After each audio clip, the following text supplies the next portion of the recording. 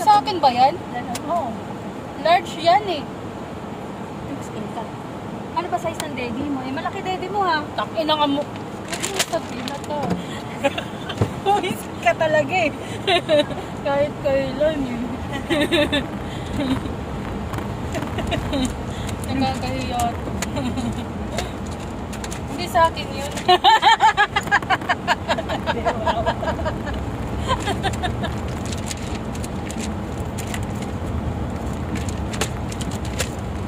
Ito, aircon mo.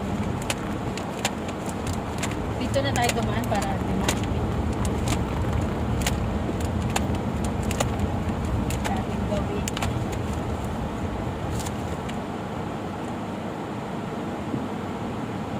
Tapos hindi pala traffic eh, no? Pero just to be sure na lang kasi konti lang naman ang difference. Hindi nga traffic yata. Hindi. Mas maganda sigurado tayo dahil pag naipit tayo dyan, hindi na tayo makakalabas. At least sigurado lang tayo. Mabuti nang maging